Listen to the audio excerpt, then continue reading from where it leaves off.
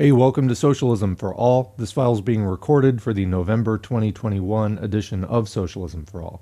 And it's an audiobook and discussion of The National Question, Chapter 4, Centralization and Autonomy from 1909 by Rosa Luxemburg. If you like this video, please click like and subscribe, and consider supporting on Patreon at patreon.com/socialismforall. So normally we like to do audiobooks all in one piece here on the channel. However, in doing Rosa Luxemburg's The National Question, we found that the chapters, there are 5 of them, are each very long, over an hour. The first one was 2 hours. So we're recording them as individual videos.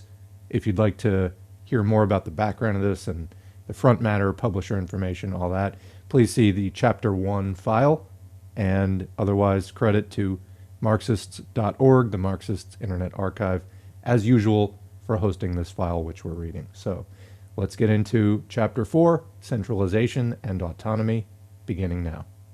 We have noted the general centralizing tendency of capitalism in the bourgeois states, but local autonomy also grows simultaneously out of the objective development and out of the needs of bourgeois society.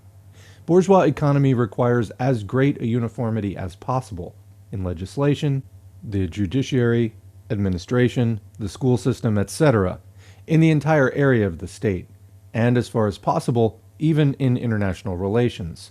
But the same bourgeois economy, in carrying out all these functions, demands accuracy and efficiency quite as much as uniformity. The centralism of the modern states is, of necessity, connected with a bureaucratic system. In the medieval state, in a serf economy, public functions were connected with landed property. These were the concrete rights, a kind of land tax. The feudal lord of estates was at the same time, and by the same token, a civil and criminal judge, the head of the police administration, the chief of military forces in a certain territory, and a collector of taxes. These functions connected with owning real estate were, like the land itself, the object of transactions, gift, sale, inheritance, and so on. Absolutism, which increased toward the end of the Middle Ages, paving the way for capitalism by its struggle against feudal dispersal of state authority, separated public functions from land ownership and created a new social category for the execution of these functions, namely crown officials.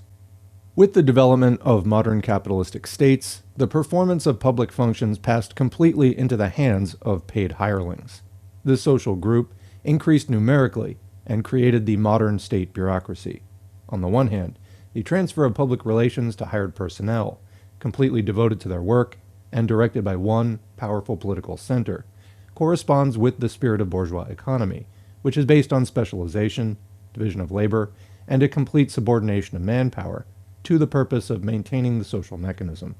On the other hand, however, the centralist bureaucracy has serious drawbacks, hampering the economy. Capitalist production and exchange are characterized by the highest sensitivity and elasticity, by the capacity and even the inclination for constant changes in connection with thousands of social influences, which cause constant fluctuations and undulations in market conditions and in the conditions of production themselves.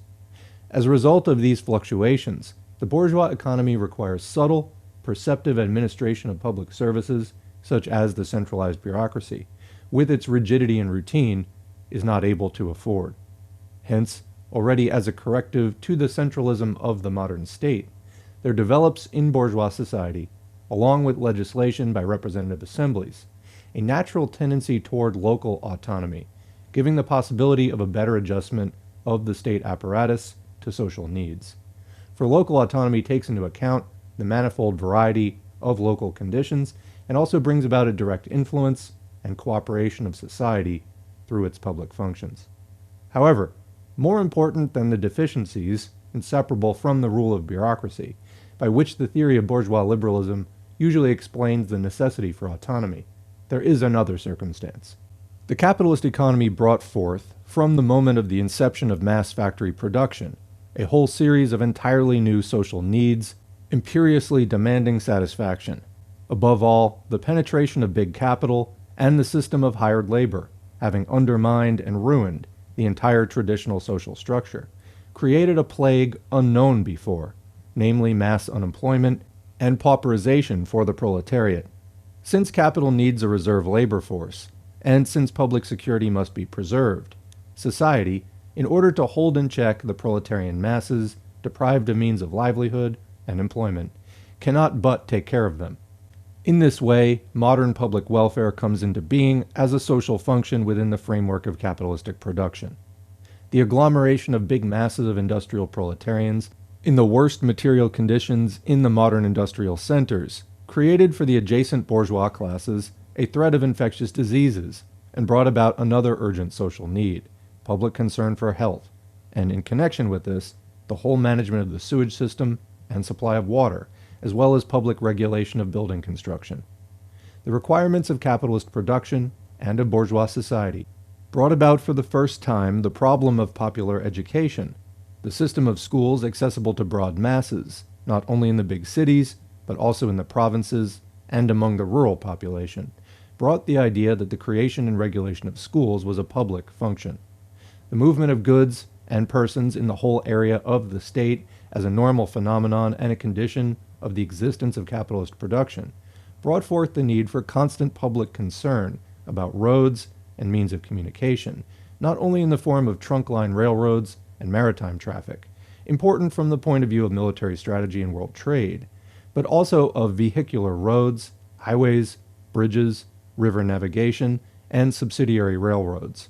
The creation and maintenance of these indispensable conditions of internal communication became one of the most urgent economic needs of bourgeois society. Finally, public safety of persons and property as a matter of general concern and social need is also a clearly modern product, connected with the requirements of capitalist economy. In medieval society, safety was guaranteed by some special areas of legal protection. For the rural population, the area of the respective feudal dominion. For the burghers, the protective walls of the city, and the statutes and, quote, freedoms of each city separately. The knights were supposed to guarantee their own safety. Modern society, based on the production of goods, needs safety of persons and property as a universal social guarantee for everybody in the entire territory of the state without discrimination. The central government cannot satisfy all these needs. There are some the government cannot take care of at all, like the local affairs in the remote parts of the country. Understandably, the government tends to transmit the expenses of managing such affairs to the local population.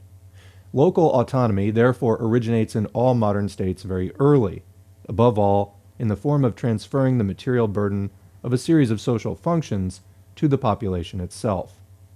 On the one hand, capitalism stratifies and links into one economic and social organism, the biggest state areas, and to a certain extent the entire world. At the same time, however, in order to promote its interests, to perfect and integrate the bourgeois economy, capitalism splits the autonomous states and creates new centers, new social organisms, as, for instance, big cities and provincial regions, etc. A contemporary modern city is tied by numberless economic and political bonds not only to the state but to the entire world. The accumulation of people, the development of municipal transportation and economy, turns the city into a separate small organism. Its needs and public functions are more numerous and varied than were those of a medieval city, which, with its handicraft production, was almost entirely independent, both economically and politically. The creation of different states and of new urban areas provided the framework for the modern municipal government, a product of new social needs. A municipal or provincial government is necessary in order to comply with the needs of these specific social organisms into which capitalism, following the economic principle of the contradictory interests of the city and the village, transformed the city on one hand and the village on the other, within the framework of the special capitalistic connection between industry and agriculture, that is, between city and village, within the framework of the close mutual dependence of their production and exchange, a thousand threads linking the daily interests of the population of each major city with the existence of the population in the neighboring villages. There goes, in a natural way, a provincial autonomy, as in France, departmental, cantonal, or communal. Modern autonomy in all these forms is by no means the abolition of state centralism, but only its supplementation. Together, they constitute the characteristic form of the bourgeois state. Besides political unification, state sovereignty, uniform legislation, and centralized state government, local autonomy became, in all these countries, one of the basic policy issues, both of the liberals and of the bourgeois democracy. Local autonomy, growing out of the modern bourgeois system in the manner indicated, has nothing in common with federalism or particularism handed down from the medieval past. It is even its exact opposite. While the medieval particularism or federalism constitutes a separation of the political functions of the state, modern autonomy constitutes only an adaptation of the concentrated state functions to local needs and the participation in them of the people. While, therefore, communal particularism or federalism in the spirit of Bakunin's ideal is a plan for splitting the territory of a big state into small areas partly or completely independent of each other, modern autonomy is only a form of democratization of a centralized big state. The clearest illustration of this point of modern autonomy, which grew in the chief modern states on the grave of the former particularism and in clear opposition to it. And that's the end of Section 1, now beginning Section 2. State administrative and bureaucratic centralism was initiated in France by absolutism during the Ancien Regime. By the suppression of communal independence in the cities, especially in Paris, by subjugating the largest feudal possessions and incorporating them into the crown lands, finally by concentrating administration in the hands of the state council and royal supervisors, there was created already in the time of Richelieu a powerful apparatus of state centralism. The former independent feudal fiefs were reduced to the condition of provinces. Some of them were governed by assemblies, whose power, however, was more and more of an illusion. The Great Revolution undertook its work in two directions. On the one hand, continuing the tendency toward political centralization, it completely abolished the territorial remnants of feudalism. On the other, in place of the provincial administration of bureaucrats assigned by the government, it created a local administration with representatives elected by the people. The Constituent Assembly wiped from the map of France the historical division of the country into provinces, as well as the medieval division into administratively diverse cities and villages. On the tabula rasa which was thus left, the Constituent Assembly, following the idea of Sieyès, introduced a new, simple, geometrical division into square departments. The departments, in turn, are subdivided into arrondissements, cantons, and communes, each governed by a body elected by public vote. The Constitution of the Directory of the Year 3 made certain changes in details, maintaining, however, the foundations of the great reform effected by the Constituent Assembly. It was this reform which had given to modern history an epoch-making model of modern autonomy, which grew up on the grave of feudal decentralization and was imbued with an entirely new idea, namely, democratic representation by election. There followed 100 years of change in the history of autonomy in France. This history, and the whole political fate of democracy in the country, oscillated, in a characteristic manner, between two poles. The slogan of the aristocratic, monarchical reaction is, throughout this time, decentralization, in the sense of returning to the independence of the former historical provinces, while the slogan of liberalism and democracy is close adherence to political centralism and, at the same time, the rights of representation of the local population, especially in the commune. The first blow to the work of the revolution in that field was dealt by Napoleon, who was crowned by the so-called Statute of Pluviat 28 of the year 8, February 17, 1800, his coup d'etat of 18th Brumaire. This statute, taking advantage of the general confusion and chaos caused especially in the provinces by the counter-revolution during the time of the Directory, for which the democratic autonomy was blamed, hastily compressed the work of the revolution into the framework of bureaucracy. Maintaining the new territorial division of France in line with political centralism, Napoleon abolished, by one stroke of the pen, any participation of the people in local autonomy, and gave over the entire power into the hands of officials assigned by the central government, prefect, sub-prefect, and mayor. In the department, the Napoleonic prefect was, in a considerable measure, a resurrection of the supervisor from the happy times of the Ancien Regime.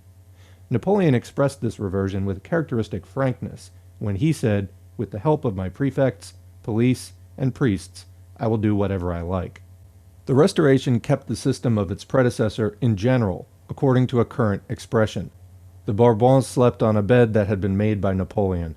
However, as soon as the aristocratic immigration returned home, its battle cry was decentralization, a return to the system of the provinces. The notorious Chambre introuvable had scarcely assembled when one of the extreme royalists, Bart le Bastry, at a meeting of January 13, 1816, solemnly announced the indispensability of decentralization.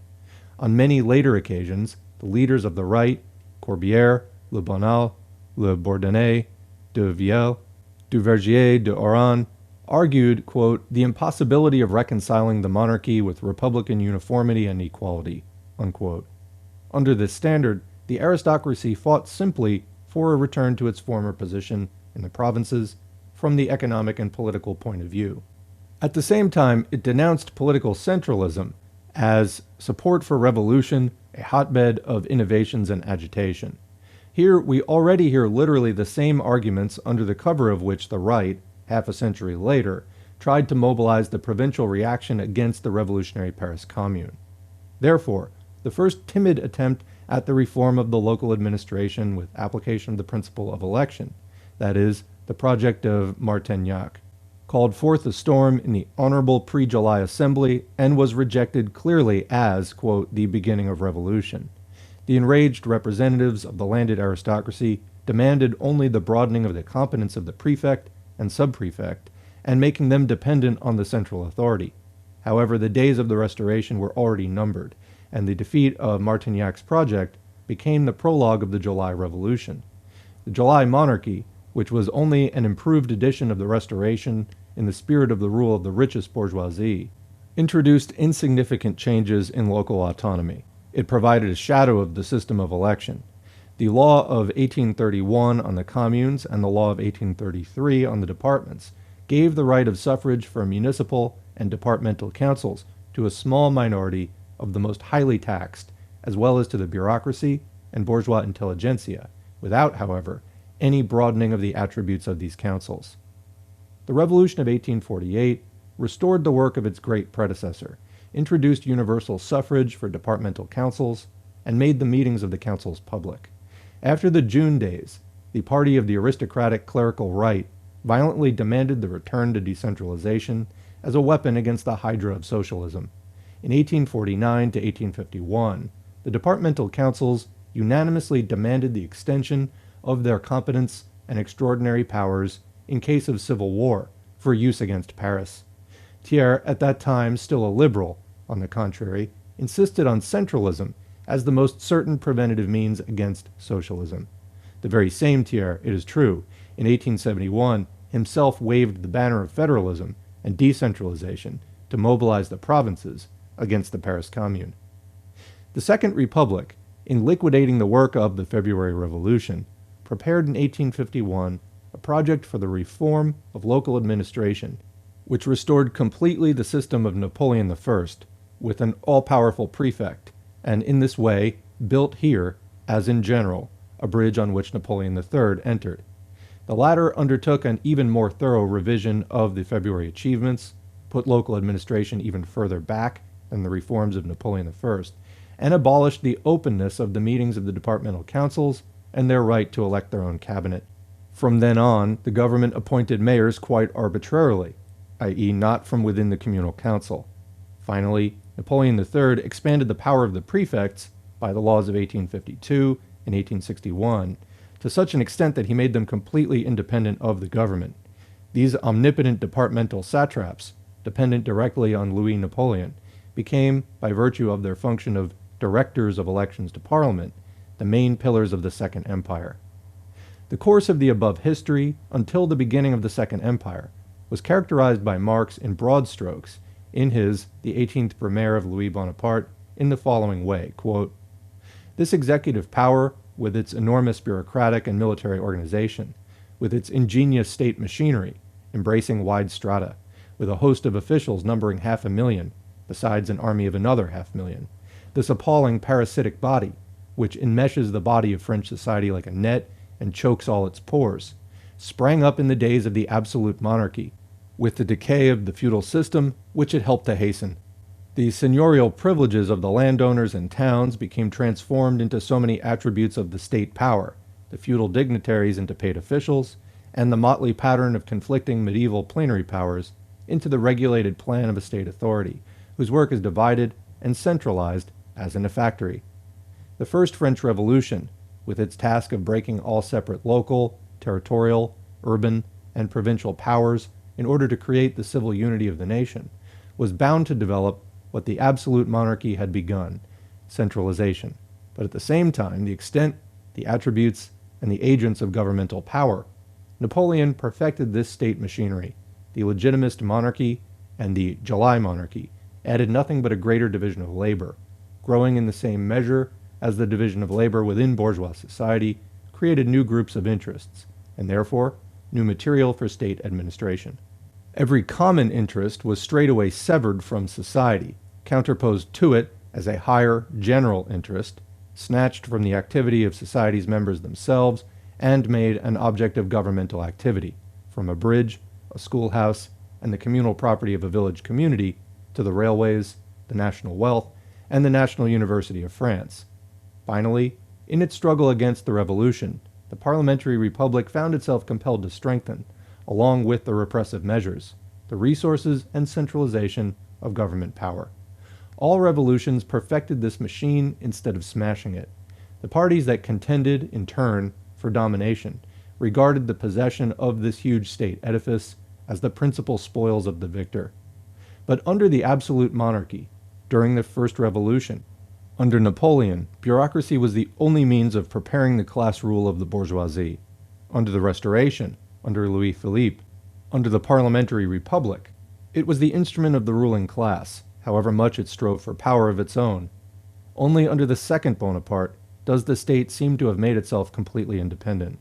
As against civil society, the state machine has consolidated its position so thoroughly that the chief of society of December 10 suffices for its head, an adventurer blown in from abroad, raised on the shield by a drunken soldiery, which he has bought with liquor and sausages, and which he must continually ply with sausage anew."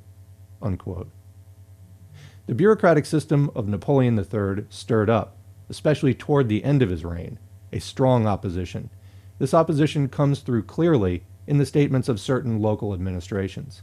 The most striking example was the famous Nancy Manifesto, which demanded extreme decentralization and under whose banner there rallied, in 1865, the whole legitimist clerical opposition of the last phase of the empire. In the name of freedom and order, the manifesto demanded the liberation of the commune from the supervision of the prefect, the appointment of the mayor from among the communal councillors, and the complete elimination of the arrondissement councils. On the other hand, the manifesto demanded establishing cantonal councils and assigning to them the distribution of taxes, and finally, revising the boundaries between departments in the spirit of returning to the historical boundaries of the provinces, and making the departments so revised independent concerning budget and the entire administration. This program, which aimed to, quote, create preventive measures against revolutions, to save, quote, freedom compromised by 3 revolutions, was accepted by all liberal conservatives of the Odilon Barrot type, and its advocates were headed by all the leaders of legitimism, i.e., the Bourbon Party, Béchard, Fayou, Count Montalembert, and finally the pretender to the crown himself, Count Chambord, who, in his manifesto of 1871, raised, quote, administrative decentralization to the role of a leading programmatic demand on the banner of the White Lilies. The Nancy program provoked sharp resistance from 2 sides, from the empire and from the extreme left, Republicans, Democrats, and Socialists. The latter, condemning the counter-revolutionary tendency of legitimist, quote, decentralization, said, in the words of Victor Hugo, "Gentlemen, you are forging a chain, and you say this is your freedom. Therefore," they exclaimed, "we do not want your departmental councils as a legislative authority, nor your permanent departmental commissions as administrative authority, in which a triple feudalism would prevail, the landed interest, the church, and industry interested in keeping people in ignorance and misery." There's a footnote there that's quoted in Avalov, Decentralization and Self-Government in France, Departmental Councils from the Reform of Bonaparte to Our Days. Back to the main text. Under the pretext of freedom, France was to be handed over as prey to bishops, landed aristocracy, and factory owners. This is the opinion of contemporary democracy and socialists about the 1865 program. Louis Blanc was an especially inflexible opponent of decentralization, even to the departments, which he considered an artificial creation, though he fervently encouraged the widest self-government of the commune as the natural historical organization and the foundation of the state. In the revolutionary camp, the advocates of decentralization, who indeed went further than the legitimists, were only adherents of Proudhon, such as Desmarais, who distinctly proclaimed the slogan of federalism both in opposition to, quote, the United States of Europe, and to communes and districts within the state, as an ideal solution of the social question, because it was a way of, quote, annihilating power by dividing it. That the adherents of this anarchistic manner of disposing of the bourgeois state have not yet died out in France is proved by the book which appeared in 1899, Le Principe Sauveur par un Girondin, in which the author sharply polemicizes against the centralism and homogeneity of the modern state, advocating, instead of departmental autonomy, the complete dissolution of the state in the spirit of federation. New voices in the same spirit have been heard even in later years, and enthusiasts for historical decentralization still crop up from the camp of the royalists, as is demonstrated by the legitimist pamphlet from the time of the Dreyfus Affair, Decentralization and the National Monarchy. The opposition between the views of the contemporary socialists and the anarchistic Proudhon was formulated as early as 1851 by Louis Blanc in his pamphlet The Republic, One and Indivisible, in which, in a thunderous voice, he warned the Republic against the danger of federalism, opposing to the antagonisms of 37,000 tiny parliaments, the great tradition of Montagnard, in fact, of political centralization, and a surveilled administration.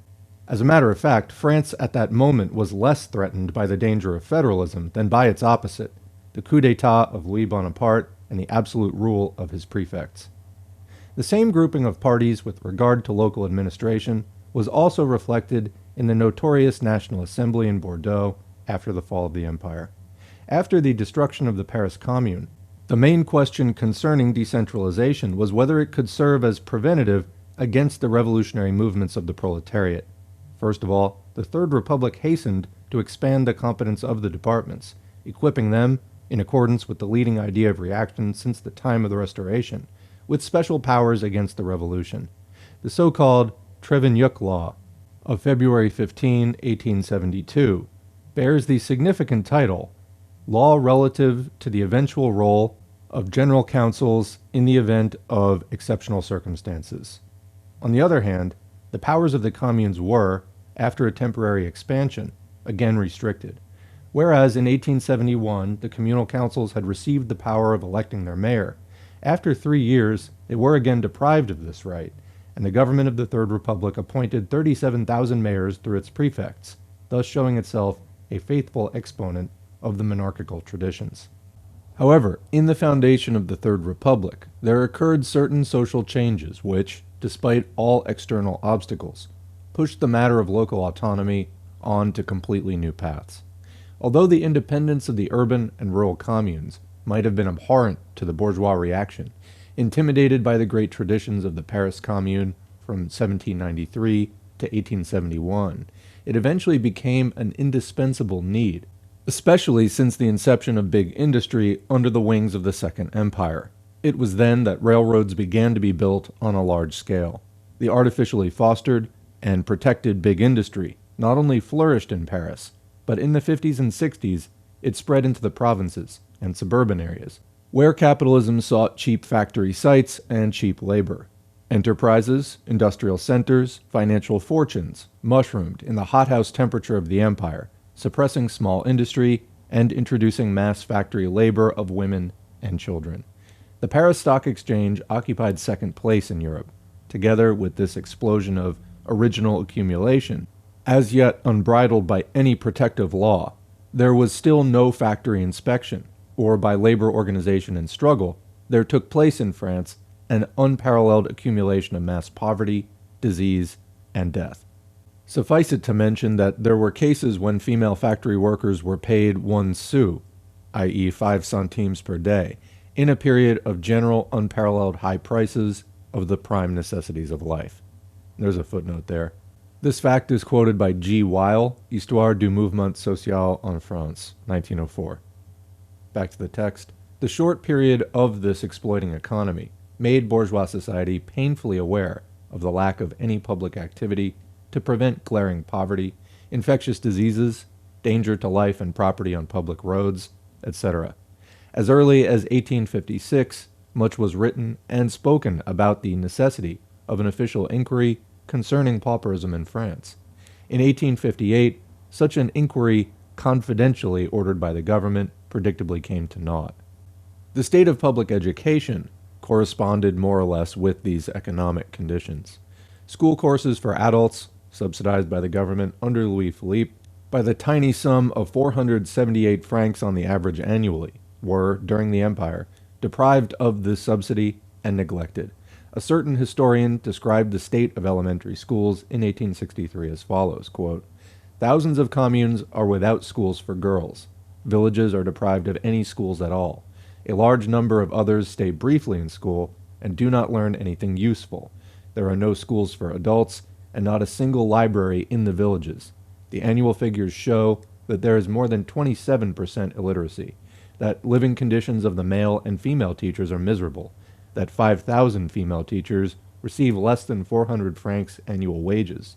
Some receive 75 francs per year. Not a single one is entitled to retirement pay. Not a single male teacher enjoys a retirement pay which would assure him of 1 franc daily subsistence." And there's a footnote that is quoted from the same source by G. Weil, unquote. Among the workers in Paris, the inquiry ordered by the Chamber of Commerce in 1860 ascertained that 50,000, i.e. about 13% of the working population, was completely illiterate. The Third Republic, whose mission it was to build a durable home for the bourgeoisie, and first of all to liquidate the bankrupt estate taken over from the empire, found itself faced with a number of new tasks: military reform, and in connection with this, a health reform. Also a reform, or rather a creation of public education, reform of transportation, completely neglected by the empire, which was solely occupied with decorating and reforming Paris to turn it into a model capital of the monarchy. Moreover, the Third Republic faced the task of acquiring means for these reforms. This meant an increase of taxes. However, these went primarily to military expenditures, to colonial policy, and especially for the maintenance of the bureaucratic apparatus. Without the participation of the local population, above all, the communes, the Third Republic would never have been able to solve these tasks. At the same time, big industry's revolutionizing of conditions under the empire completely changed the role of the department. When Louis Blanc, in the National Assembly in 1871, declared that the department is an artificial product of administrative geometry, this was doubtless an anachronistic view. Indeed, in their beginning, emerging from the hands of the Constituent Assembly, the departments were an entirely free improvisation of the genius of the Revolution, a simple network of symmetrical figures on the map of France, and it was exactly in this abolition of all historical boundaries of the provinces that the powerful innovating thought, that great tradition montagnarde, consisted, which, on the ruins of the medieval system, created a politically unified modern France. For decades, during the Restoration and later, the departments did not have any life of their own. They were used by the central government only as branch offices, as the sphere of action of the clerk-prefect, whose only palpable expression was the obligatory Hôtel de Préfecture. However, in modern France, new local needs have brought, in the course of time, new institutions surrounding these fortresses of the central bureaucracy. The new departmental interests, which have gained increasing recognition, are centered around shelters, hospitals, schools, local roads, and the procurement of additional centimes necessary to meet the costs. The originally empty framework of the departments, drawn on the grave of the medieval particularism of the provinces, became, in the course of time, through the development of bourgeois France, filled with new social content, the local interests of capitalism. The local administration of France by all-powerful prefects could suffice in the second half of the 19th century only for the artificial maintenance of the empire. The Third Republic was eventually forced, in its own interests, to admit the local population to participation in this administration, and to change the communes and departments from exclusive instruments of the central government into organs of democratic autonomy. However, this shift could be effected only within the Third Republic, in the same way that the republican form of government was consolidated in France ultimately thanks only to circumstances which permitted the social nucleus of this clearly bourgeois political form to be husked from its ideological cocoon, from the illusion of social republic created by 3 revolutions in the course of almost half a century. So the local self-government had first to be liberated from the traditional ideology hostile to it.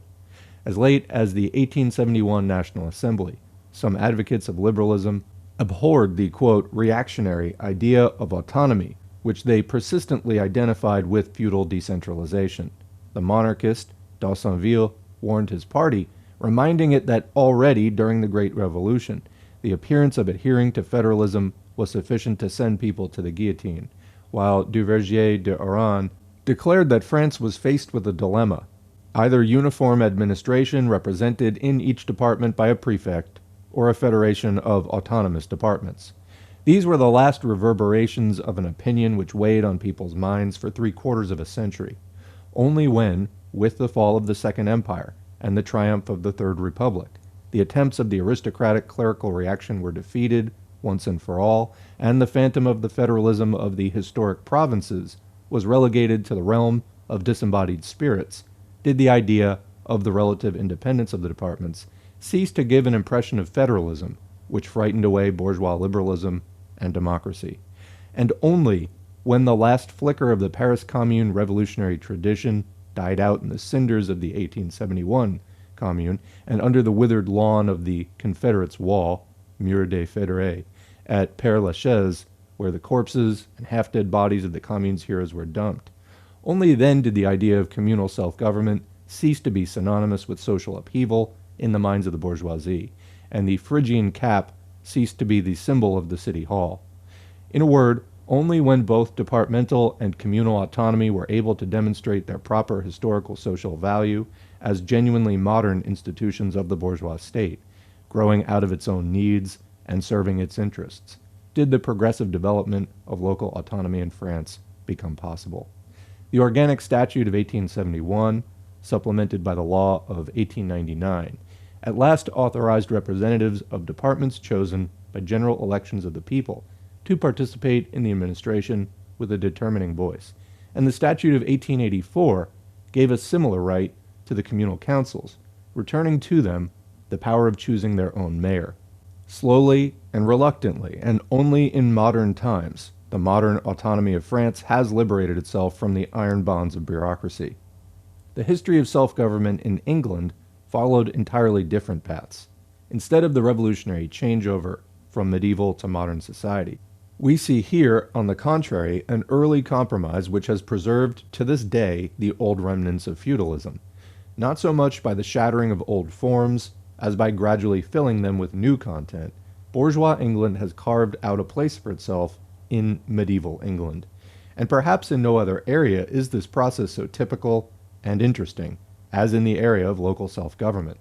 At first glance, and according to a commonplace expression, England appears as the country with the oldest local self-government, nay, as the cradle, the classical homeland of self-government, on which the liberalism of the continent sought to model itself. In reality, that age-old self-government of England belongs to the realm of myths, and the famous old English self-government has nothing in common with self-government in the modern sense. Self-government was simply a special system of local administration which originated at the time of the flowering of feudalism and bears all the hallmarks of its origin. The centers of that system are the county, a product of the feudal conditions after the Norman conquest, and the parish, a product of medieval ecclesiastical conditions, while the main person, the soul of the whole county administration, is the justice of the peace, an office created in the 14th century along with the 3 other county offices: the sheriff, conducting the elections to parliament, administering judgments in civil lawsuits, etc., the coroner, conducting inquests in cases of violent death, and finally, the commander of the county militia. Among these officials, Only the secondary figure of the coroner is elective. All other officers are appointed by the crown from among the local landed aristocracy. Only landed proprietors with a specific income could be appointed to the office of Justice of the Peace. All these officers fulfilled their duties without remuneration, and the purely medieval aspect is further indicated by the fact that in their competence they combined judicial and executive power. The Justice of the Peace did everything in the county as well as in the parish, as we shall presently see. He ran the courts, assigned taxes, issued administrative ordinances. In a word, he represented in his person the whole competence of public authority, entirely in accordance with the feudal attributions of the landed proprietor. The only difference here was his appointment by the crown. The Justice of the Peace, once appointed, became an omnipotent holder of public power.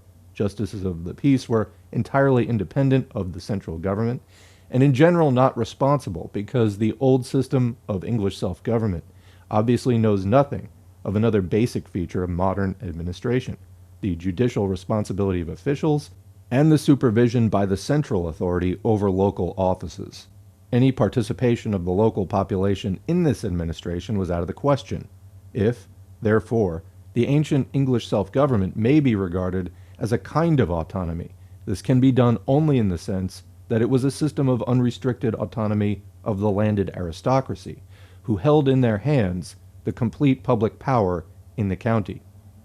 The first undermining of this medieval system of administration coincides with the reign of Elizabeth, i.e., the period of that shattering revolution in rural property relations, which inaugurated the capitalistic era in England. Violent expropriations of the peasantry by the aristocracy on the broadest scale, the supersession of agriculture by sheep herding, the secularization of church estates, which were appropriated by the aristocracy, all this suddenly created an immense rural proletariat, and in consequence, poverty, beggary, and public robbery. The first triumphal steps of capital shook the foundations of the whole society, and England was forced to face a new threat: pauperism. There began a crusade against vagrancy, beggary, and looting, which extends in a blood-stained streak until the middle of the 19th century. Since, however, prisons, branding with hot irons, and even the gallows proved an entirely insufficient medicine against the new plague, summary convictions came into being in England, and also, quote, public philanthropy. Next to the gallows at the crossroads arose the parish workhouse. The modern phenomenon of mass pauperism was the first problem transcending the powers and means of the medieval system of administration as carried out by the self-government of the aristocracy. The solution adopted was to shift the new burden to new shoulders of the middle classes, the wealthy bourgeoisie. Now, the mold-covered church parish was called to a new role: care of the poor. In the peculiar English administration, the parish is not only a rural but also an urban organization, so that, to this day, the parish system overlaps the modern administrative network in the big cities, creating a great chaos of competences.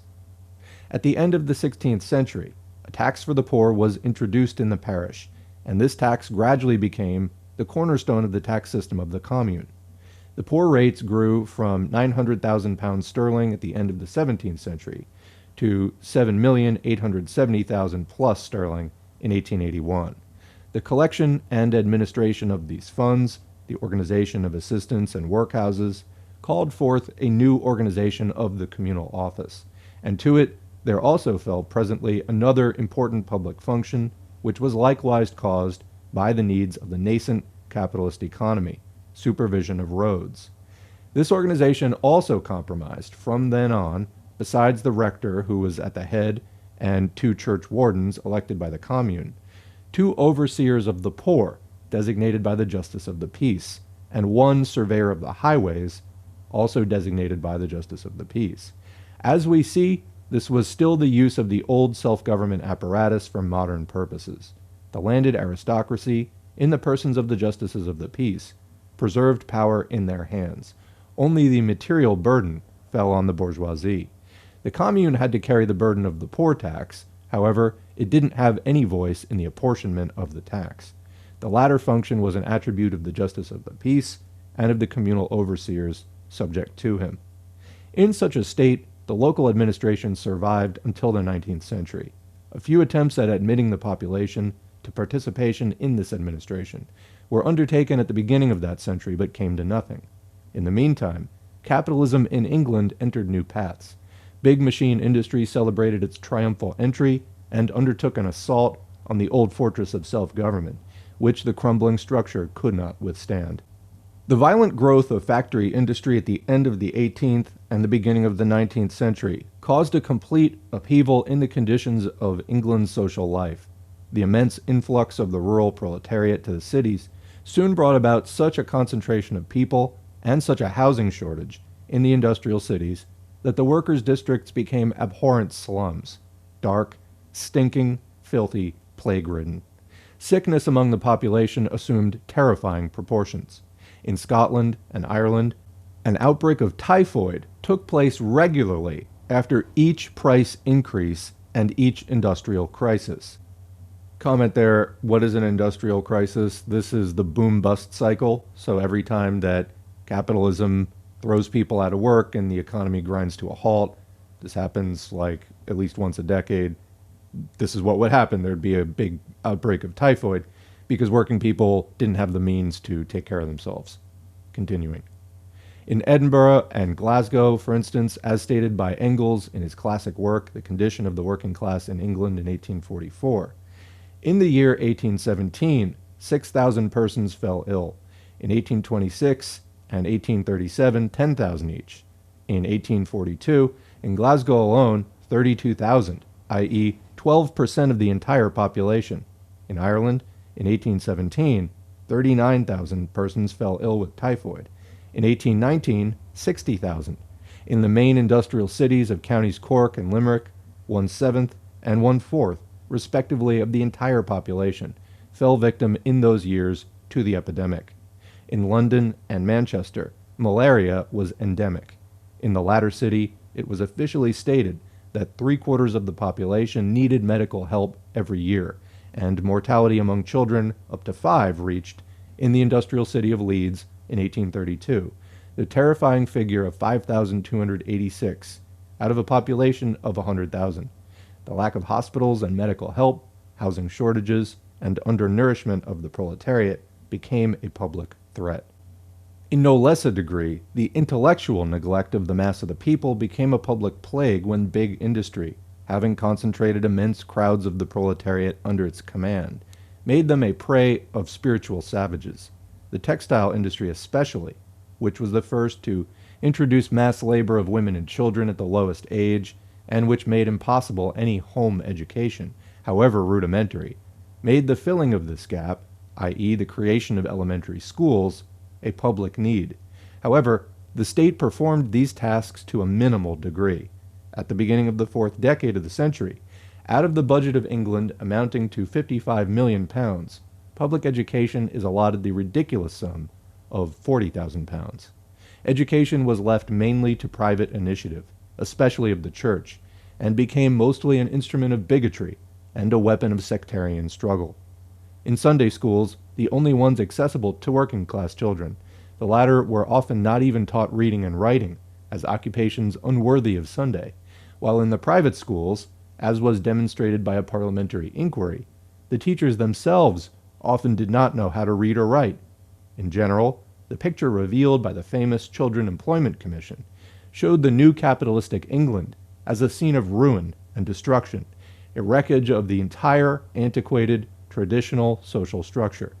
The great social reform was accomplished for the purpose of establishing tolerable living conditions for the new host, i.e. for the capitalistic bourgeoisie, the elimination of the most threatening symptoms of pauperism, the provision of public hygiene, elementary education, etc., became an urgent task. However, this task could be achieved only when both in state policy and in the entire administration the exclusive rule of the landed aristocracy was abolished and yielded to the rule of the industrial bourgeoisie.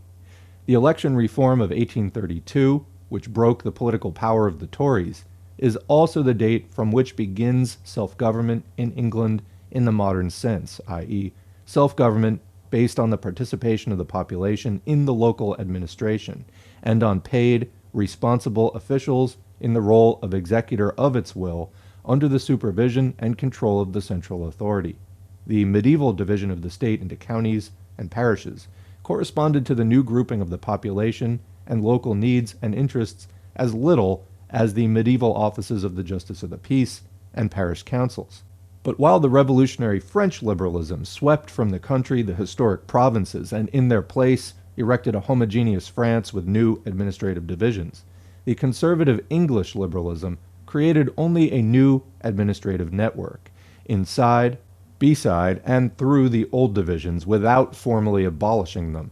The peculiarity of English self-government consists in the fact that, unable to utilize the completely inadequate framework of traditional self-government, it created a new kind of base, special communal associations of the population for each of the basic functions of self-government. Thus, the law of 1834 establishes new, quote, poor law unions, comprising several parishes whose population jointly elects, on the basis of a six-class electoral law, in accordance with the taxes paid, a separate board of guardians for each union. This body decides the whole matter of welfare, building of workhouses, issuing doles, etc. It also hires and pays the officials who carry out its decisions. The old office of the parish overseer of the poor changed from an honorary to a paid one, and was reduced to the function of imposing and collecting taxes assigned by the board. According to the same model, but quite independently, the law of 1847 created a new, broad organization to take care of public health and supervision of buildings, cleanliness of streets and houses, water supply, and food marketing. Also for this purpose, new associations of the local population, with representatives elected by it, were established. On the basis of the Public Health Act of 1875, England, with the exception of the capital, is divided into urban and rural sanitary districts. The organ of representation is, in the urban districts, the city council. In the boroughs, special local boards of health, and in the rural districts, health is supervised by the Board of Guardians. All these boards decide all matters pertaining to health and hire salaried officers who carry out the resolutions of the board. The administration of local transportation also followed the same lines, but independently of the two bodies mentioned above. For this purpose, highway districts were created, composed of several parishes whose population elects separate highway boards. In many rural districts, transportation is the concern of the local Board of Health, or the Board of Guardians, which administers both transportation and poor relief. The highway boards, or the boards of guardians, decide about transportation enterprises and hire a paid district surveyor as the official carrying out their orders, and so the office of the former honorary highwayman surveyor vanished. Finally, education was also entrusted to a special self-governing organization. Individual parishes, cities, and the capital form as many school districts. However, the Board of Education of the Council of State has the right to combine several urban parishes into one district. Every district elects a school board entrusted with supervision of elementary education. It makes decisions concerning tuition-free schooling and the hiring of officials and teachers. In this way, there came into being, quite independently from the old organization of self-government, new, multiple, autonomous organizations, which, precisely because they originated not by way of a bold revolutionary reform, but as discrete patchwork, formed an extremely complex and involved system of often overlapping areas of competence. However, it is characteristic for the classic country of capitalist economy that the axis around which this modern self-government was crystallized, so far clearly on the lowest level in the rural commune, was the organization of public welfare, the organization for combating pauperism. The, quote, poor was, in England, to the middle of the 19th century, the official synonym for the worker, just as in a later time of orderly and modernized conditions, the sober expression hands became such a synonym. Besides this new organization of self-government, the old counties, with their justices of the peace, became a relic. The justice of the peace fell to the subordinate role of participant in the local council, and supervision of administration was left him only to a certain extent in matters of highways. When, however, the local administration passed from the hands of the justice appointed by the Crown to the elected representatives of the local population, the administrative decentralization by no means increased, but on the contrary was eliminated. If, in the old days, the justice of the peace was an all-powerful master in the council, entirely independent of the central government, at present the local government is subject, on the one hand, to the uniform parliamentary legislation, and on the other to strict control by the central administrative authorities.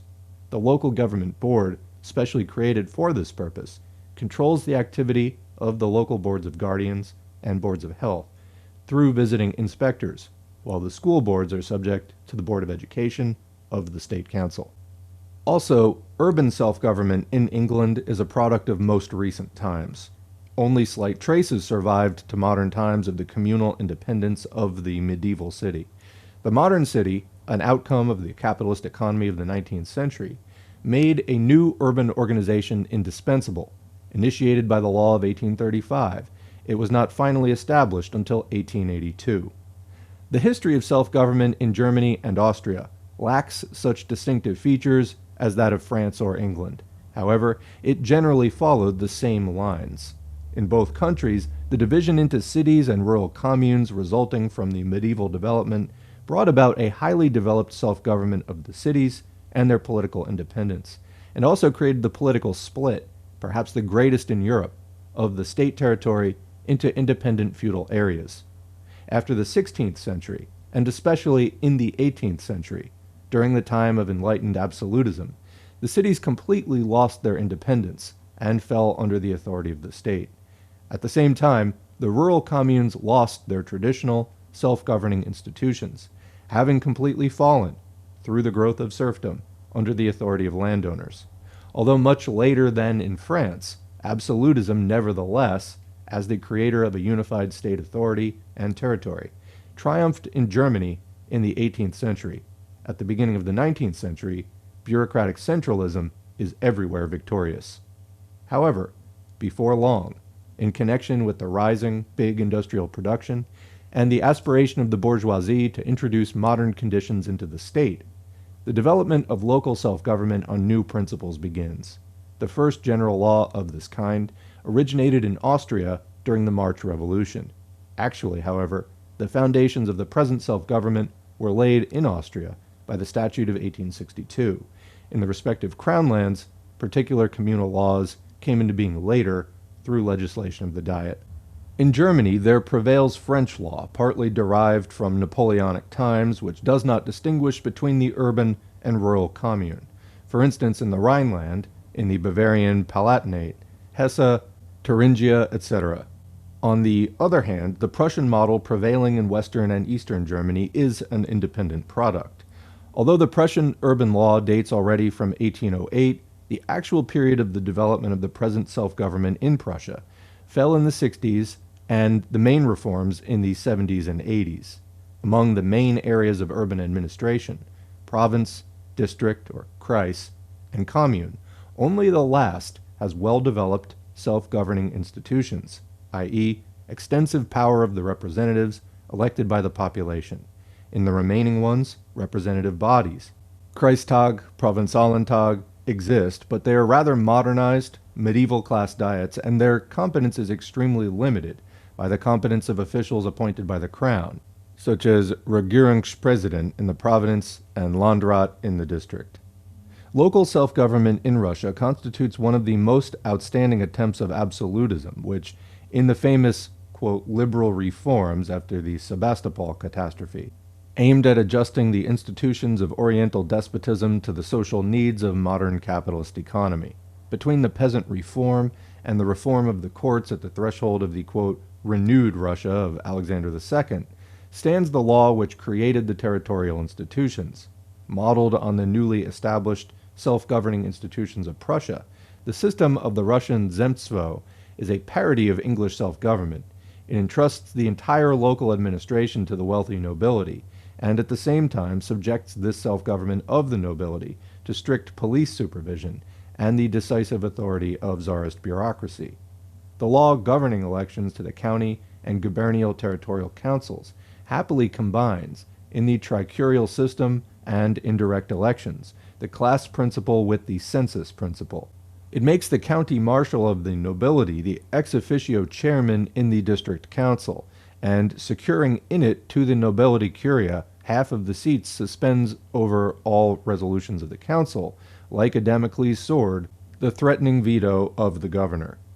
As a result of this peculiarity of Russia's social development, which in the period before 1905 made not the urban bourgeoisie, but certain strata of the nobility, the advocates of, quote, liberal dreams, however pale, even this parity of self-governing institutions represented by the Russian zemstvos has become, in the hands of the nobility, a framework for serious social and cultural activity. However, the sharp clash that immediately arose between liberalism, nestling in the territorial administration, on the one hand, and the bureaucracy and government on the other, glaringly illuminated the genuine contradiction between modern self-government and the medieval state apparatus of absolutism. Beginning a few years after the introduction of the zemstvos, the collision with the power of the governors extends like a red thread through the history of self-government in Russia, oscillating between the deportation of recalcitrant council chairmen to more or less distant regions, and the boldest dreams of Russian liberals in the form of an all-Russian Congress of zemstvos, which was supposed to be transformed into a constituent assembly that would abolish absolutism in a peaceful manner. The few years of the action of the 1905 revolution solved this historical collision, violently moving the Russian nobility to the side of reaction, and depriving the parity of territorial self-government of any mystifying resemblances to liberalism. Thus was clearly demonstrated the impossibility of reconciling the democratic self-government indispensable in a bourgeois society with the rule of absolutism, as well as the impossibility of grafting modern bourgeois democracy onto the class action of the territorial nobility and its institutions. Local self-government in the modern sense, in only one of the details of the general political program, whose implementation in the entire state constitutes the task of the revolution. In particular, the Kingdom of Poland and Lithuania must participate in this political reform. This kingdom is, at present, a unique example of a country with a highly developed bourgeois economy, which, however, is deprived of any traces of local self-government. In ancient Poland, a country of natural economy and gentry rule, there obviously was no local self-government. Polish district and provincial councils possessed only functions connected with elections to the same. Although cities possessed their Magdeburg laws, imported from Germany and standing outside the national law, in the 17th and 18th centuries, with the complete decline of cities, the majority of them fell under the law of serfdom, or regressed to the status of rural settlements and communes, and in consequence, urban self-government disappeared. The Duchy of Warsaw, which was an experiment of Napoleon, was endowed with a system of self-government bodily transferred from France, not one which was the product of revolution, but a self-government squeezed in the clamps of the Statute of Pluvois 28. The duchy was divided into departments, counties, and communes with, quote, municipal self-governments, and, quote, prefects, who appointed municipal councillors from a list of candidates elected at county diets, which was a slavish copy of the Napoleonic liste de confiance in the department. These bodies, destined mainly to impose state taxes, had only advisory functions otherwise, and lacked any executive organs. In the Congress Kingdom, the French apparatus was completely abolished. Only the departments remained, renamed voivodeship.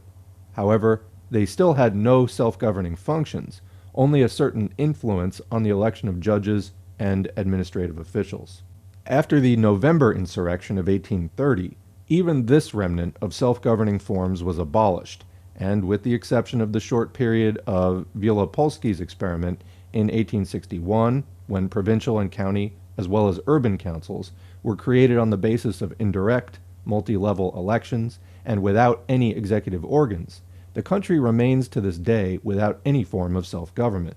A weak class commune crippled by the government is the only relic in this field. Consequently, the Kingdom of Poland represents at present, after 100 years of the operation of Russian absolutism, some analogy to that tabula rasa which the Great Revolution created in France in order to erect on this ground a radical and democratic reform of self-government, unrestricted by any historical survivals. That's the end of section 2, now beginning section 3. Karl Kautsky characterizes the basic attitude of social democracy to the question of autonomy as follows, quote, "The centralization of the legislative process did not by any means involve the complete centralization of administration. On the contrary, the same classes which needed unification of the laws were obliged thereafter to bring the state power under their control. However, this took place only incompletely under the parliamentary form of government, in which the government is dependent on the legislature. The administration, with the whole bureaucratic apparatus at its disposal, was nominally subordinate to the central legislature, but the executive often turned out to be stronger in practice. The administration influences the voters in the legislature through its bureaucracy and through its power in local matters. It corrupts the legislatures through its power to do them favors. However, the strongly centralized bureaucracy shows itself less and less able to cope with the increasing tasks of the state administration. It is overcome by them. The results are fumbling, delays, postponing the most important matters, complete misunderstanding of the rapidly changing needs of practical life, massive waste of time and labor in superfluous pencil work. These are the rapidly increasing shortcomings of bureaucratic centralism. Thus there arises, along with the striving for uniformity of legislation, after the several provincial legislatures have been superseded by a central parliament, a striving for decentralization of administration, for local administration of the provinces and communes. The one and the other are characteristic of the modern state. This self-government does not mean the restoration of medieval particularism. The commune, Gemeinde, and likewise the province, does not become a self-sufficient entity as it once was. It remains a component part of the great whole, the nation, here used as synonymous with state, and has to work for it and within the limits that it sets. The rights and duties of the individual communes as against the state are not laid down in special treaties. They are a product of the general system of laws, determined for all by the central power of the state. They are determined by the interests of the whole state or the nation, not by those of the several communes. If Comrade Stampfer will keep separate the centralization of administration and the centralization of the legislative process, he will find that the paths being followed by German and Austrian social democracy respectively are not diverging at all, but are going in the same direction as the whole of modern democracy. Opposition to all special privileges in the country, strengthening of the central legislature at the expense of the provincial parliaments, as well as of the government administration, weakening of the central administration both through the strengthening of the central legislature and through the devolution of self-administration to the communes and provinces, this latter process taking, in Austria, in accordance with its own local conditions, the form of self-administration of the nationalities, but a self-administration regulated for the whole country by the central legislature along uniform lines. That is, in spite of all historical and all other social differences, in Germany and Austria, the position of social democracy on the question of centralism and particularism. And that's the end of the Kautsky quote. Also, I just want to mention, Kautsky would later become a renegade, as Lenin would put it. There's a couple of good readings on the channel about that. Also included in the Basic Marxism-Leninism Study Guide playlist, in which Kautsky went over to the side of the bourgeoisie during World War I and just embraced wanton opportunism. These writings, however, were before that time. Back to Luxemburg's text. We have quoted the above extensive argument of Kautsky on the question we are examining, but not because we unreservedly share his views. The leading idea of this argument, the division of modern state centralism into administrative and legislative, the rejection of the former and the absolute recognition of the latter, appears to us somewhat too formalistic and not quite precise. Local autonomy, provincial, municipal, and communal, does not at all do away with administrative centralism. Autonomy covers only strictly local matters, while the administration of the state as a whole remains in the hands of the central authority, which, even in such democratic states as Switzerland, shows a constant tendency to extend its competence. An outstanding feature of modern administration, in contradistinction to medieval particularism, is precisely the strict supervision by central institutions and the subordination of the local administration to the uniform direction and control the state authorities.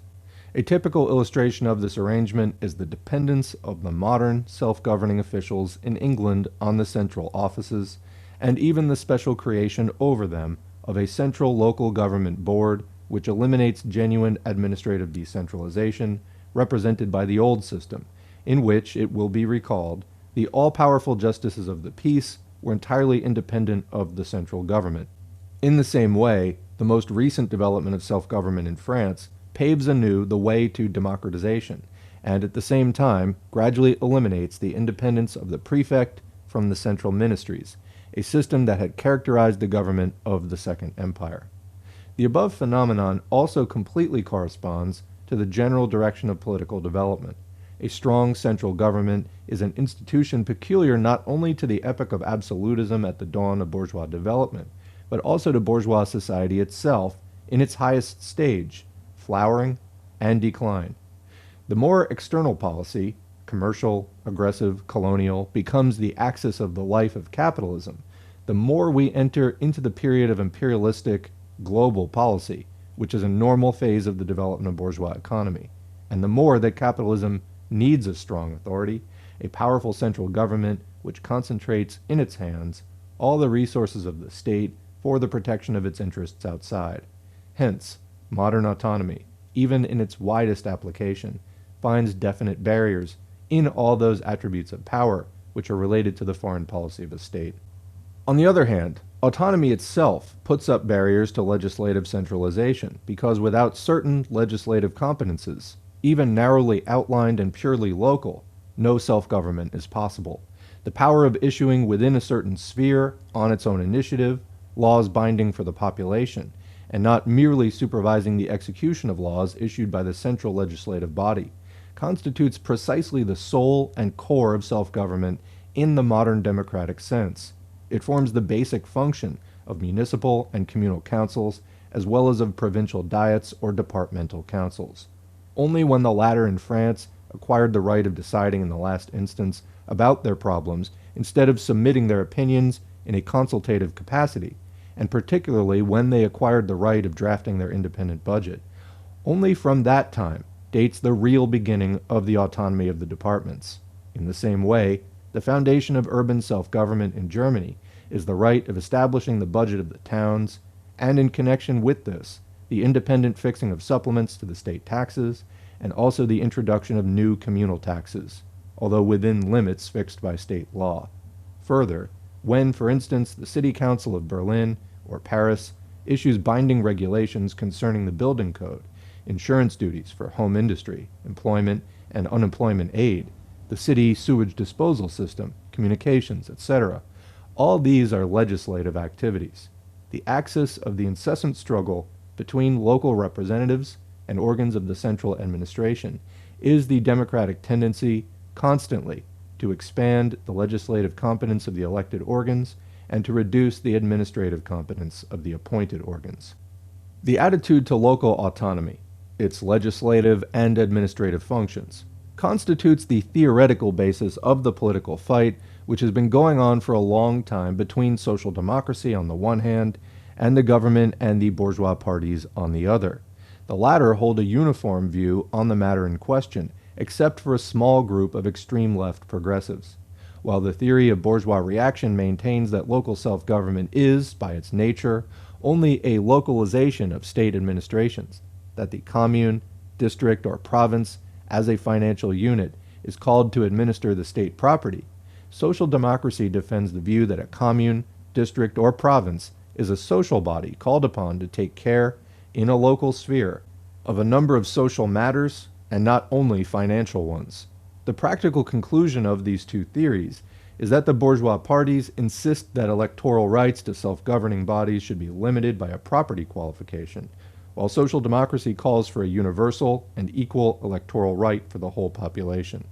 Generally speaking, the progress of modern self-government toward democracy can be measured by the expansion of the groups of population which participate in self-government by way of elections, as well as by the degree to which their representative bodies extend their competence. The transfer of some activities from the administration to the legislative, representative bodies, is a measure extending the latter's competence. It seems, therefore, that the centralized state apparatus can be separated from local self-government, and modern self-government from feudal and petty bourgeois particularism. This can be done, in our opinion, not by a formalistic approach whereby the legislative and the administrative powers are separated, but by separating some spheres of social life, namely those which constitute the core of a capitalist economy and of a big bourgeois state, from the sphere of local interests. In particular, Kautsky's formula, including national autonomy under the general heading of local self-government, would, in view of his theory about legislative centralization, lead social democracy to refuse to recognize regional diets on the ground that they were a manifestation of legislative decentralization, i.e. medieval particularism. Kautsky's arguments are, in their essence, extremely valuable as an indication concerning the general tendency in social democratic policy, concerning its basic standpoint toward centralism and big power policy on the one hand, and particularistic tendencies on the other. But precisely from the same foundations from which, in all capitalistic states, grows local self-government, there also grows, in certain conditions, national autonomy, with local legislation as an independent manifestation of modern social development, which has as little in common with medieval particularism as the present-day city council has with a parliament of the ancient Hanseatic Republic. And that is the end of the audiobook. So this was chapter 4 of Rosa Luxemburg's The National Question, chapter title again, Centralization and Autonomy.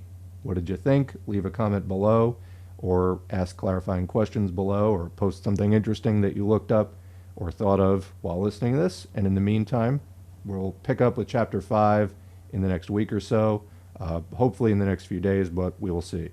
Anyway, thanks for listening. Thanks to the current patrons whose names are on the screen. If you'd like to get your name on the screen, head to patreon.com/socialismforall. You can sign up for as little as $2 a month.